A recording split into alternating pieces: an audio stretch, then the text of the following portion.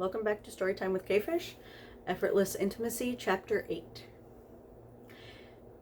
Chapter 8, Getting Busted and Facing Cake Consequences.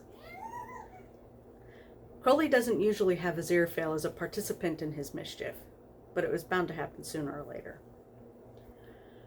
Aziraphale was nicely showing out a pensioner who he actually liked quite a lot. She was delightfully polite and soft-spoken, had interesting questions and a lovely demeanor, and had absolutely no interest in ever buying a book. She would come in and stand a bit, reading whatever she had pulled out, and then seek out the angel for some conversation about it. Aziraphale had even asked once, finding himself willing to part with something, if she had seen something she'd want to purchase. "Unfortunately not, young man. So I'll understand if you'd rather I didn't come around anymore. Can't have someone getting in the way of a paying customer." She had smiled kindly and begun moving toward the door when Aziraphale stopped her. No, please, do stay. I don't mind your being here in the least. Please, feel free to find a chair and read to your heart's content, and I'll always be close by if you'd like a bit of a chat. Had Aziraphale not been an angel, the radiance and gratitude in the woman's smile may have killed him. She came to the shop twice a week for reading, tea, and conversation after that. She was on her way out, once again thanking him. "Mr. Fell, you come from good stock, you do.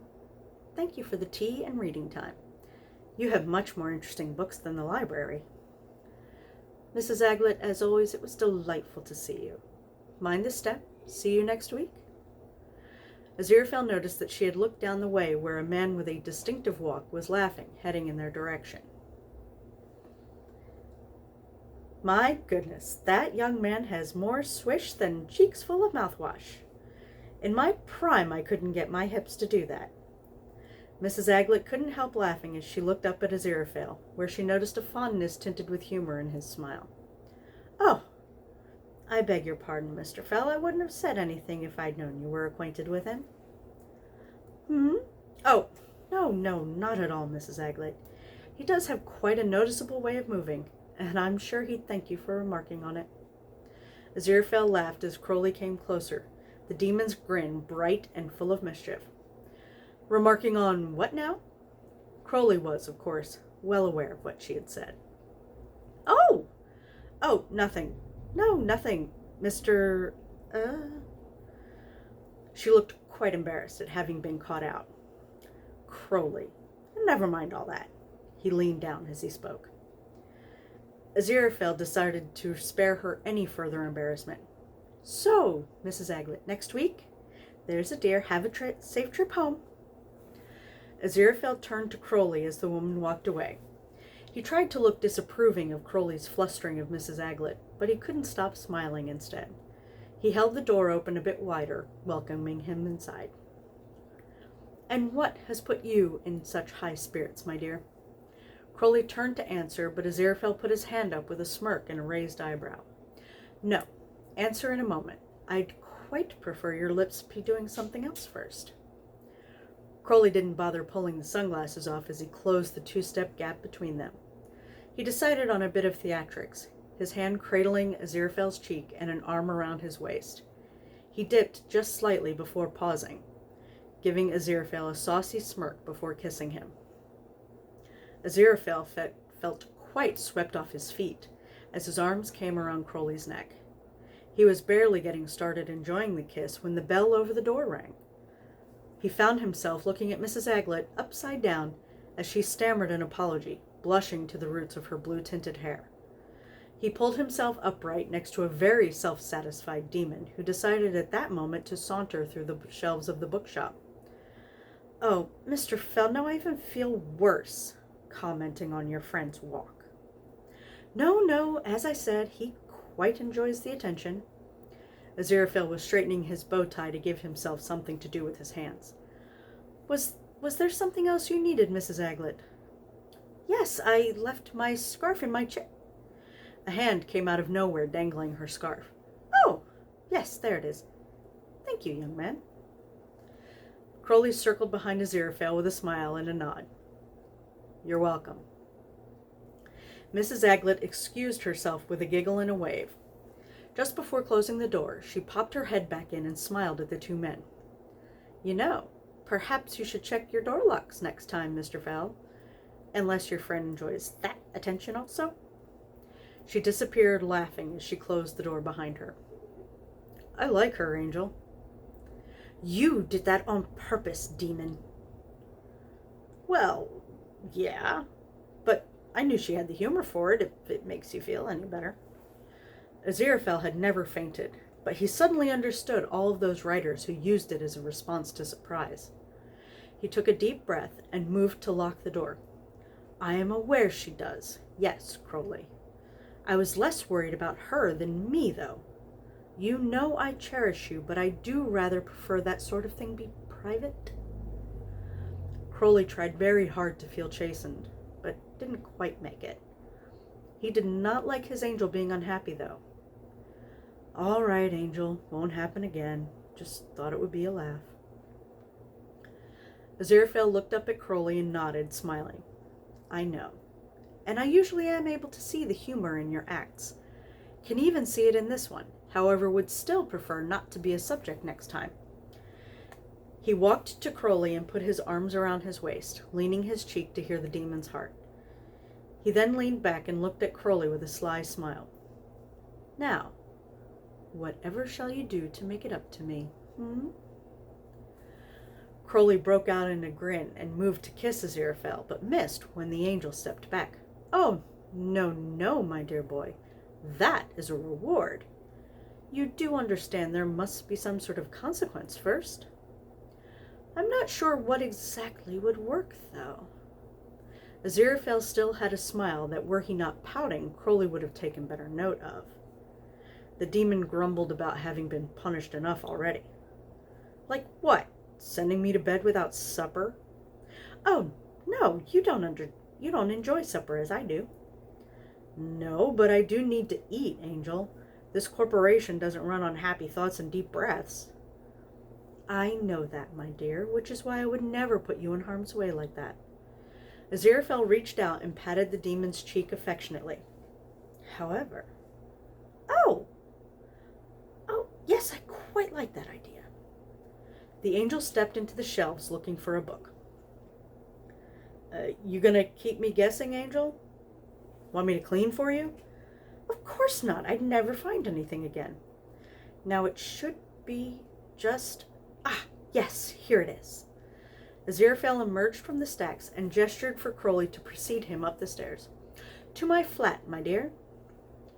The demon slowed a bit, but continued on. In all the years of the bookshop existing, he could count on one hand the number of times he had been inside the angel's private rooms. The back room and the sofa, yes. Upstairs reading nook, sure. They reached the flat, and Aziraphale ushered him inside as though this was normal, and he led the way into a small yet cozy sitting area. He sat on the sofa and patted the cushion next to him, which Crowley immediately occupied, and then handed him the book. "The Complete Housewife?" Crowley smirked and snickered. "Shouldn't you have proposed first before assuming I'd marry you?" Aziraphale beamed at him, laughing, replying, "My dear Crowley, as though you wouldn't." His cheeks took on a lovely pink as he leaned forward and gave Crowley a lingering kiss on the cheek. "No, my dear, I want you to bake for me. Choose any of the cakes in this book. They are all delicious, and no one has made one of Miss Eliza's cakes in so long." "You what?" "Aziraphale, I can't cook. I barely taste things." Crowley was looking at him as though he had gone completely nutters. "Crowley, this is what I'm asking you. I won't force you, of course, but I would so like you to try." The demon looked at the angel's slightly begging face, the eyebrows drawn up in the middle, and knew that no matter how badly he failed, he was going to try his best to please his angel. "You know, this punishment really doesn't fit the crime." "Ah, but the reward for trying won't fit the work either." Aziraphale looked at him, eyes full of affection and promise. "And I'm not expecting it tonight, of course." "Not tonight? Then why am I in your flat, Angel? Well, I'm not quite sure, but I suppose I wanted you to feel welcome everywhere I may be. I'm not always in the bookshop, after all, although I do try to spend most of my time there in case you visit, so I don't miss you. And I would miss you a great deal were you to leave, not finding me in the bookshop. Aziraphale looked up at Crowley and reached out to take his hands. You see, I would never take you away from your travels. I know you enjoy them so. And I would never try to keep you in one place or change who you are. You're so quick and clever. So I cherish the time we spent together, and I wouldn't want to miss it simply because I wasn't where you expect. So now I'm letting you know that, well, you are welcome everywhere. Angel, kiss me, please? Aziraphale didn't answer, instead coming forward just far enough to bring Crowley onto his lap, looking up at him. No. Crowley barely had time to make a disappointed sound before he continued. I want you to kiss me, Crowley. Show me. The demon cradled the angel's face in his hands and didn't let him finish his sentence.